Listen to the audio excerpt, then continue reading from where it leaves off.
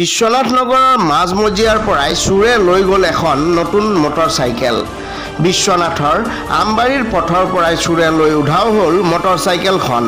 উল্লেখ্য যে বিশ্বনাথৰ যুৱক সঞ্জয় দে আজি প্ৰায় 11 মাহ পূৰ্বে ফাইনেন্সত ক্ৰয় কৰিছিল এখন আপাচি 4B মটৰচাইকেল। উক্ত মটৰচাইকেলৰ নম্বৰ হ'ল AS32B 1886।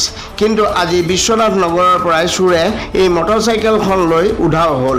আজি দুপৰীয়া মটৰচাইকেলৰ মালিক সঞ্জয় দে নিজৰ মটৰচাইকেলখন আমবাৰী ৰোডত থৈ গৈছিল নিজ কৰ্মস্থলীত। কিন্তু উভতি আহি দেখে যে যি স্থানত সঞ্জয় দে নিজৰ মটৰচাইকেলখন থৈ গৈছিল সেই স্থানত তেওঁৰ মটৰচাইকেলখন নাই। তাৰ পিছতে লাগিল হোৱা ধোৱা। সকলো স্থানতে সঞ্জয়ে নিজৰ মটৰচাইকেলখন বিচাৰিলে যদিও নাপালে তেওঁৰ মটৰচাইকেলখন। অৱশেষত সঞ্জয় কাষ চাপিলে বিশ্বনাথ আৰক্ষী থানাৰ। ইতিমধ্যে সঞ্জয় দে নিজৰ মটৰচাইকেল চুৰি হোৱা সন্দৰ্ভত বিশ্বনাথ চাৰিআলি সদৰ আৰক্ষী থানাত এখন এজাহাৰ দাখিল কৰিছে আৰু আৰক্ষীয়েও চুৰি হোৱা মটৰচাইকেলখন চুৰি হোৱা সন্দৰ্ভত তদন্ত অব্যাহত ৰাখিছে। চুৰি হ'ল আমবাৰী ৰোডৰ পৰা, আমবাৰী পাবৰ ৰোডৰ ওচৰৰ পৰা।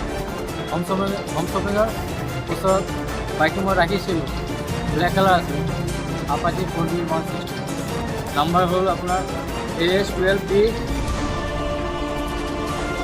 32B 1886। মোটামুটি 1:50 মানত থাকে। দিনটো বৰ অটনিলে দুপৰীয়া চলি গৈছিল। থানাত এজাহাৰ দিলোঁ, এতিয়ালৈকে কৰা নাই, কৰিব গৈছে। মোৰ নামতে আছিলে। সঞ্জয় দে। কিস্তিত লৈছিলে EMI। আজি 11 মাহ হ'ল। আজি হেৰাইছে।